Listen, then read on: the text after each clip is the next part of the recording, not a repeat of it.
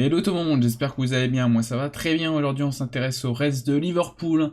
C'est vrai, cette saison les Reds sont pas très intéressants à suivre, énormément de déchets, alors que pourtant on a eu ce mercato qui a fait couler beaucoup d'encre et finalement résultat des courses, une saison très décevante pour Liverpool. Le club de la Mersey est cinquième de cette première ligue avec 31 matchs joués, 14 victoires, 7 nuls, 10 défaites. C'est énorme, hein, ça fait très longtemps que Liverpool n'avait pas atteint les 10 défaites, 50 buts inscrits, donc ça fait de Liverpool la cinquième attaque de Première Ligue, donc pour ça, elle est vraiment à sa place dans le classement, 42 buts concédés, 9e défense de Première Ligue. On voit bien que Liverpool est bien loin de sa place de meilleure défense d'Angleterre, ou du moins dans le top 3 des meilleures défenses d'Angleterre qu'elle a connues ces dernières saisons grâce à sa charnière Virgil van Dijk, Ibrahima Konaté, avec un total de 49 points gagnés. En tout cas, la saison est encore longue, il reste encore quelques matchs. Si Liverpool décide de bien jouer, eh bien, une place en LDC peut être tout à fait possible, mais vu la dynamique de forme actuelle, une place en LDC risque d'être très difficile à atteindre. Déjà, l'Europa League sera vraiment une très belle réussite pour les hommes d'Arne Slot. Alors, avant qu'on rentre dans le détail, n'hésitez pas à vous abonner à cette chaîne YouTube, à liker cette vidéo, à partager cette vidéo à vos amis fans de foot et plus particulièrement à vos amis fans de foot anglais. N'hésitez pas à me dire dans les commentaires de cette vidéo votre avis sur la situation à Liverpool, sur la situation, sur la course européenne en Angleterre, que ça soit pour cette dernière place de Ligue des Champions ou plutôt l'Europa League. Il va quand même avoir une bataille entre Chelsea, Manchester United, Liverpool, Aston Villa, Brentford. Ces 5 équipes sont quand même assez proches en termes de points, et donc il va avoir une belle bataille jusqu'à la fin. Donc n'hésitez pas à me dire votre pronostic et votre avis dans les commentaires de cette vidéo. Et dans la description, n'hésitez pas à me rejoindre sur Instagram. Alors, cette équipe de Liverpool a été sauvée cette saison par quelques hommes forts, et surtout un qui est meilleur buteur de Liverpool cette saison, c'est monsieur Hugo Ekitike avec 11 buts. C'est vrai que quand on retourne au mercato estival, on a la signature d'Hugo Ekitike, la signature d'Alexander Isaac. On se dit comment Liverpool va faire jouer Ekitike et Isaac. Bon bah la solution c'est finalement que Isaac s'est blessé assez rapidement, et donc Ekitike a pu avoir sa place titulaire garantie, et de toute façon même avant la blessure d'Isaac, Ekitike avait montré tout son talent, et que lui il avait réussi à s'adapter très vite à cette équipe des Reds. Mais pourtant quand on signe Ekitike, je faisais partie des premiers à être un peu sceptique de ce transfert assez cher dans un premier temps, et dans un second temps, c'est un énième joueur de Bundesliga qui signe en Première Ligue, et il va falloir ce temps d'adaptation. Mais bon, finalement, Ekitike est trop fort, donc que ça soit devant le but, dans le décrochage, dans les passes, vraiment, il est partout sur le terrain, il a une belle pointe de vitesse, il est grand, c'est l'homme idéal, finalement, Hugo Ekitike, et il est vraiment très très fort, et c'est vrai qu'il sauve la saison de Liverpool. Il y a lui, il y en a des autres, et on va en parler juste après, mais c'est vrai que c'est assez impressionnant comment Hugo Ekitike s'est adapté très très vite pour se rendre indispensable à cette équipe de Liverpool. Ça lui a ouvert même des voies en équipe de France, donc tant mieux pour lui, je suis vraiment content pour lui. Très belle saison, et bon bah la saison prochaine on espère que ça va être une meilleure saison sur le plan global de Liverpool, et qu'il va pouvoir un petit peu plus s'illustrer. Deuxième meilleur buteur, Cody Gakpo, 6 buts cette saison. Ensuite, vous avez Mohamed Salah avec 5 buts. Ensuite, Szoboszlai avec 5 buts et Gravenberch avec 4 buts. Salah, donc 5 buts, mais surtout 6 passes D. Donc c'est sûr qu'on est bien loin des stats où on est habitué de Salah, mais bon, il a annoncé son départ euh, au courant de la semaine. C'est sûr que après 9 années au club, bon ben c'est vrai que c'est terminé par une saison un peu décevante, mais bon il a tellement fait pour ce club que bon on peut l'excuser pour cette saison où il est passé à côté. Après franchement il n'y a pas grand chose à se mettre sous la dent. aujourd'hui, dans l'effectif de Liverpool, il n'y a pas énormément de bons matchs où vous avez réussi tout. Il y a beaucoup de déchets, donc c'est sûr que vous pouvez pas être dans les meilleures conditions pour faire quelque chose. C'est assez dommage, mais bon. C'est malheureusement là-dessus qu'on va devoir dire au revoir à Mohamed Salah. En tout cas, un grand merci à lui, car jamais on aurait pu croire que au moment où il signe à Liverpool, il allait réaliser tout ça et qu'il peut s'asseoir à la table des plus grandes légendes de Liverpool. Outre le débat qui a enflammé un peu le Twitter Liverpool, enfin du moins la sphère Liverpool, avec Jamie Carragher qui fait son top 10 des légendes de Liverpool, où il le place 6ème. Après, il faut aussi comprendre qu'il y a une autre grille de lecture, grille de lecture du Scouser venant de Liverpool. Bon, c'est pas un malentendu de mettre des Ian Rush ou des John Barnes devant, car c'est une autre époque et des joueurs que Carragher connaît très très bien. Forcément, c'est une grille de lecture assez différente de nous, où bon bah forcément on n'a pas forcément connu les John Barnes ou quoi à leur prime. Après c'est sûr qu'en termes de stats intrinsèques, bah oui, il est à la table de Kenny Dalglish et de Stevie G, et il est dans le top 3. Mais bon, il faut pas oublier Ian Rush et les autres également. Alors pour revenir un petit peu à tout ça, donc Hugo Ekitike, 11 buts, 4 passes D, donc comme je vous disais, il décroche, il fait des passes.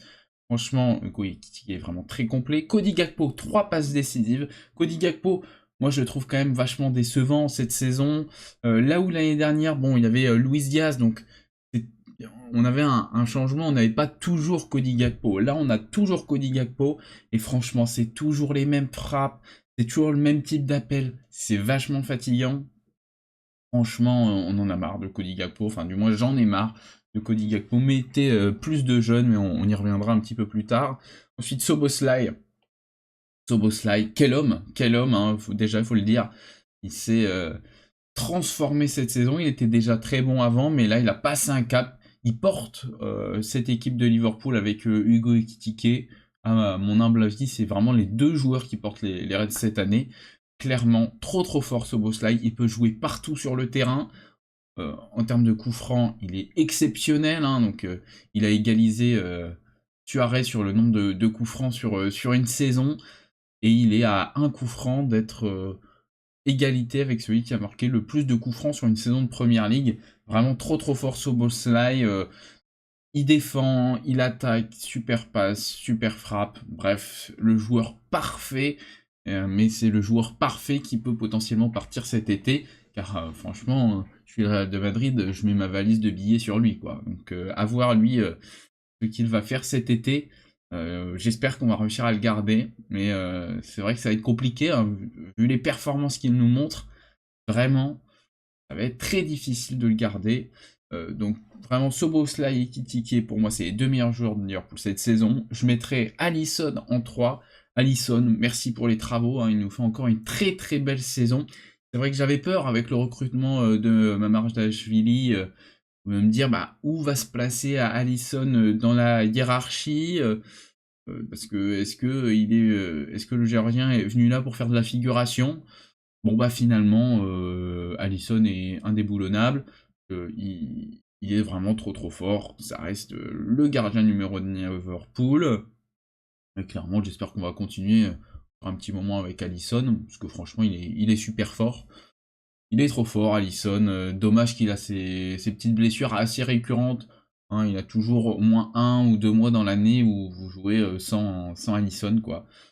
Ça, c'est un petit peu dommage, mais sinon, il est trop fort. Que ça soit au pied, sur sa ligne, franchement, quel homme. Ensuite, en termes de belle progression, hein, je l'ai vraiment mis en belle progression, et donc il est vraiment dans les bons joueurs de cette année, c'est Kerkez.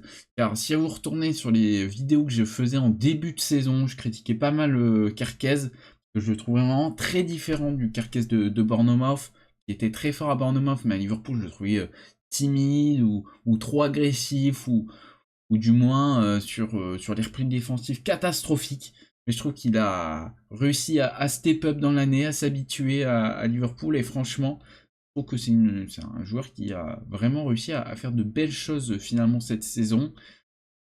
Forcément, il a relégué Robertson sur le banc, mais en tout cas, c'est un homme où bah, on sait qu'il va essayer de tout faire pour tenir la baraque, et ça c'est super. Dans les 2 plus gros flops que je mets cette année, c'est mon avis, donc n'hésitez pas à me dire le vote dans les commentaires. Pour moi, c'est McAllister, le plus gros flop dans l'année. J'adore McAllister, hein, j'ai même donc, ce maillot-là, je l'ai floqué ce slide, mais j'ai le maillot third. Je vais floquer McAllister parce que j'adore ce joueur. Et cette année, ça manque d'envie, c'est pas juste dans les passes, c'est vraiment les mauvais timings de passe, vraiment vachement décevant McAllister. J'espère que ça va s'améliorer la saison prochaine, car c'est milieu exceptionnel, hein. De toute façon, depuis qu'il était à Liverpool, il était vraiment très très fort. À Brighton, il était exceptionnel. Vraiment, première saison, il passe vraiment à côté. C'est dommage, mais j'espère qu'il va revenir vraiment plus fort l'année prochaine. Ensuite, en deuxième flop, moi je mets Konaté. Je sais que Konaté, c'est un peu la pluie et le beau temps, hein. De toute façon, vous avez juste à regarder la sphère Liverpool sur Twitter. Un coup, on dit que Konaté est un génie, un coup, on dit que Konaté est une merde. Bon, c'est un peu compliqué. Pour moi, c'est juste au milieu. C'est vrai qu'il est très très fort, mais il peut vraiment passer à côté de son match. Le match aller face à Galatasaray, c'est le très très bon exemple, quoi. Euh, Vraiment, il est passé vraiment ultra à côté. Donc, j'espère vraiment que bah, Jacquet, ça va bien se passer, hein. C'est vrai qu'il y a Jacquet qui va arriver cet été en défense. Et aussi, bah, Léonie va être de retour de blessure. Donc ça me permet d'enchaîner aussi sur que on doit recruter un défenseur central en plus cet été. Que déjà il y a l'histoire du contrat de Konaté, donc je pense qu'il faut aussi aller chercher un défenseur central en plus. Il y a les rumeurs à un moment pour le défenseur central de Dortmund, donc ça pourrait être pas mal, ou du moins aller recruter en PL, mais je pense qu'il faut aller chercher un défenseur central de plus. Ensuite, on a le problème au niveau de la défense à droite, où bon, bah, Bradley et Frimpong sont assez souvent blessés, on peut le dire. Peut-être essayer de voir si on peut pas recruter quelqu'un d'autre à ce poste. J'adore Bradley, j'adore Frimpong, mais Frimpong déjà on peut peut-être le faire jouer plus haut que défenseur droit. Et puis bah, le problème c'est que ils sont pas tout le temps là, et là du coup c'est du bricolage. Bon, Szoboszlai il est très fort, mais dans un monde où Szoboszlai il y a une mallette qui arrive cet été pour lui, ben comment on fait finalement? Comment on fait pour gérer cette situation? Que Joe Gomez, c'est pas possible, franchement c'est pas possible. Est-ce que vous mettez un Curtis Jones? Mais bon, je sais pas, ça continue dans du bricolage au poste de défenseur droit, et ça c'est vachement dommage. J'espère que la situation va être améliorée. Après, il y a tout le côté où au milieu de terrain, il faut aussi qu'il y ait du recrutement cet été, un vrai 6. Car Gravenberch, il est très bon, mais il est plus comme le 6 de l'an passé. Là, cette année, bon, il serait peut-être limite un peu mieux, un point plus haut, un cran plus haut sur le terrain, ça serait un poil mieux. Et donc, un vrai 6 de recruter cet été, ça serait top. Est-ce que c'est Wharton? Elliot Anderson, bon, ça semble partir plutôt du côté de Manchester City. Il faudrait réussir à récupérer un vrai 6. C'est vrai que Jubi Mendy, le transfert avait été avorté, et puis ensuite il a signé à Arsenal. Ça, c'est vrai que ça, c'est vraiment dommage, car ça aurait été un profil excellent pour Liverpool, pour bonifier ce milieu de terrain. Donc, j'espère que ça va être une des priorités quand même du board cet été, de recruter un milieu. De toute façon, je pense que c'est vraiment la sphère défensive qui va être importante cet été. Après, forcément, il va falloir trouver un remplaçant à Mohamed Salah. Mais bon, un remplaçant, c'est pas l'idée de prendre un joueur du même type que Salah. De toute façon, on n'en retrouvera pas. Donc, ça parle de Diomandé, ça parle d'Olysée.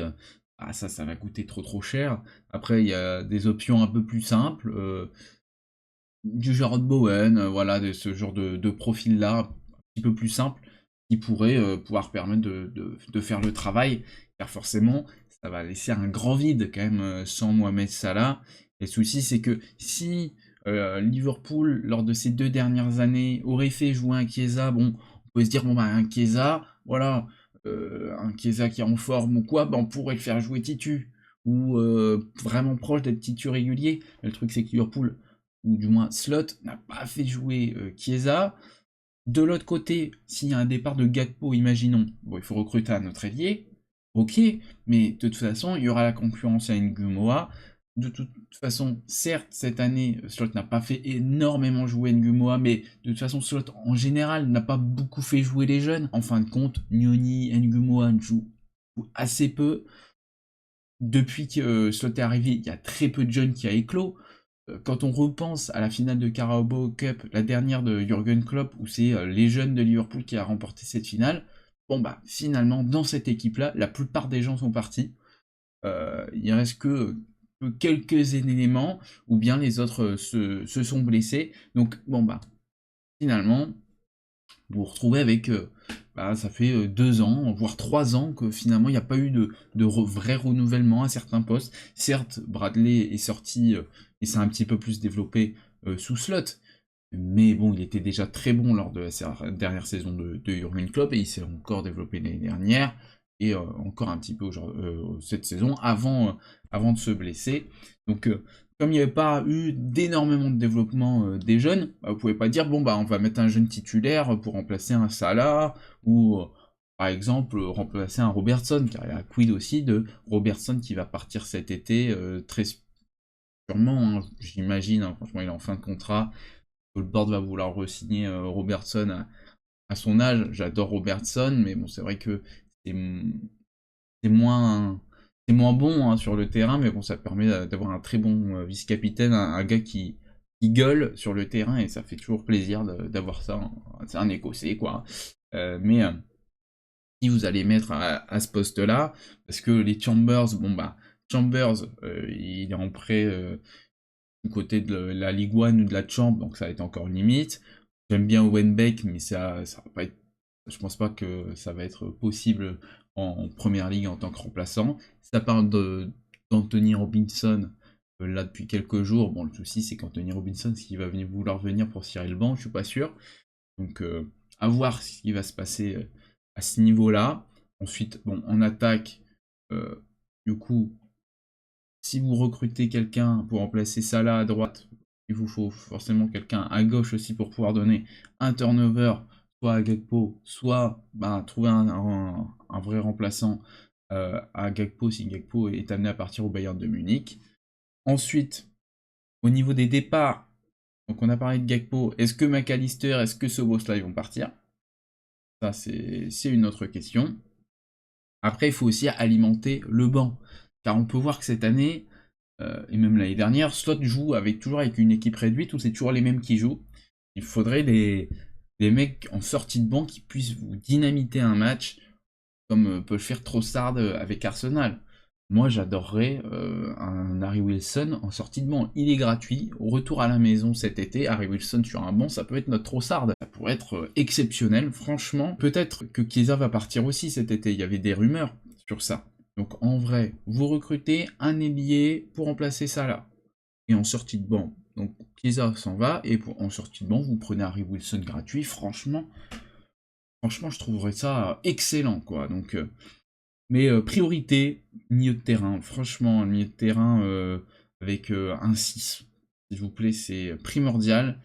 La défense, j'espère que Jacquet, Léoni, ça va aller, hein, mais on va voir.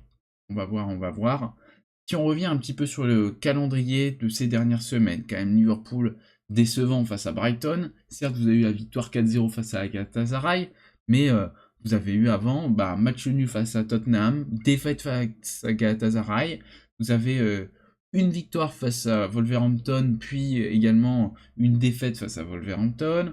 Donc c'est vrai que ces dernières semaines, la dynamique est vraiment pas bonne. Mais bon, on est habitué avec Arne Slot en ce moment, c'est vraiment l'équipe n'est pas du tout intéressante à voir jouer. Et Slot fait de la provocation à chaque conférence de presse. Vraiment, c'en est très fatigant. Mais bon, on a l'impression que le board va continuer avec lui jusqu'à la fin de la saison. Arne Slot va terminer cette saison alors qu'il a des résultats catastrophiques depuis très longtemps. On aurait pu déjà penser au mois de décembre qu'il se faisait dégager et bah finalement il est toujours là. Il a réussi quelques victoires de suite donc bon bah allez c'est reparti, il gagne du crédit. Sa relation avec les fans est atroce. Non, au bout d'un moment c'est tout, il faut arrêter ça, arrêter le massacre. Petit intérim de Stevie G pendant 3-4 matchs. Dans les prochaines semaines on a donc City en coupe, PSG, Fulham PSG. Je pense que Slot va être au moins là pour ces matchs-là. Donc s'il reste 3-4 matchs de la saison, et puis ensuite Gerrard fait de l'intérim, bon bah pour essayer de sauver un peu les derniers points possibles, ça peut être très sympa, même si je pense que le board va continuer avec Slot jusqu'à la fin de la saison. City, PSG, Fulham, PSG, Everton, Palace. Et ensuite vous avez l'enchaînement de tous vos concurrents, hein. Donc quand même Manchester United, Chelsea, Villa, Brentford, 4 concurrents à la suite dans les 4 dernières journées. LDC, franchement, je pense que c'est impossible. L'Europa League, j'espère l'Europa League plutôt que la Conference League, quoi. C'est vraiment décevant de voir que Liverpool se bat pour de l'Europa League ou de la Conference League. La LDC, malheureusement, en fait, il aurait fallu larguer Slot beaucoup plus tôt pour réussir à sauver le coche. Bon, bah, là, c'est vraiment pas dit. Après, la chance que vous jouez, c'est que vous jouez vos concurrents. Donc, si vos concurrents merdent dans notre match, et en plus vous gagnez contre vos concurrents, bon bah, c'est top. Bah, le truc, c'est que le Liverpool de cette saison peut très bien faire un match où il explose tout le monde, et puis l'autre match, vous posez une bouse intersidérale, et donc non. C'est vachement fatigant. Heureusement qu'on arrive à la fin de la saison. Il y a une vidéo qui tourne, une interview de Klopp avec Gary Neville qui disait que lui, il voulait que quand quelqu'un quitte le stade, soit pressé d'aller la prochaine fois au stade. Que ça soit une défaite ou une victoire, s'il a vu que l'équipe a bien joué, qu'il a donné de l'envie, qu'il a envie de retourner au stade ou de regarder le match à la télé. Bah, c'est vrai que cette équipe de Slot, elle ne procure pas ça, hein. On éteint la télé, on se dit oh là là. Bon, est-ce qu'on a peut-être touché le fond là? On a peut-être touché le fond, mais bon, c'est pas possible d'aller encore plus bas. Eh ben, le match d'après, on va encore plus bas. Ça, c'est le Liverpool d'Arne Slot cette saison. Bon, c'est bientôt la fin de saison.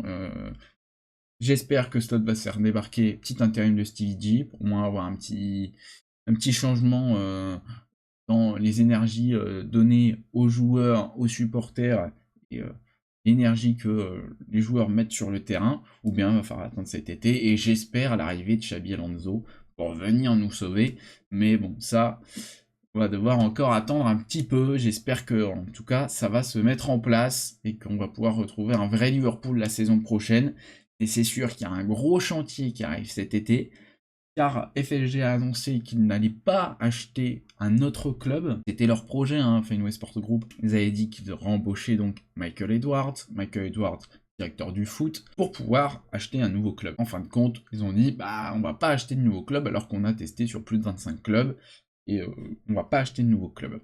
Donc quid, est-ce que Michael Edwards va rester à Liverpool, enfin du moins à FSG au global?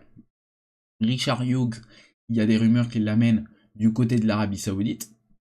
Donc, quid, est-ce qu'il va rester? Ensuite, vous avez Gordon, vous avez Julian Ward aussi dans l'équipe de la direction sportive. Vous avez quand même plusieurs éléments, 4 éléments, où on n'est pas sûr de qu'est-ce qu'ils vont faire. Donc, l'été qui s'annonce, soit va être une confirmation que Liverpool est bien sur le chemin de la descente, pas de la descente relégation comme pourrait faire Tottenham, mais sur la descente on passe du meilleur club d'Angleterre, ou du moins dans le top 2, top 3, à un club qui va reculer un petit poil, parce que l'équipe qui était très très bien gérée depuis quelques années, bon bah a enchaîné 2 mercato estivales où la gestion était catastrophique. Bon, j'espère en tout cas qu'on va y voir un petit peu plus clair, qu'on va avoir une petite réorganisation au niveau de la structure sportive, et que ça va être des bons choix qui vont être pris pour que Liverpool ait un bon directeur sportif, un bon coach, et que ça soit aligné, et que donc si la direction sportive et le coach est aligné, que tout se passe bien, et que Liverpool rayonne à nouveau. Voilà, j'espère que en tout cas cette vidéo vous a plu. N'hésitez pas à vous abonner à cette chaîne YouTube, à liker cette vidéo, à partager cette vidéo à vos amis fans de foot, et nous on se retrouve très vite pour une prochaine vidéo. Allez, goodbye tout le monde.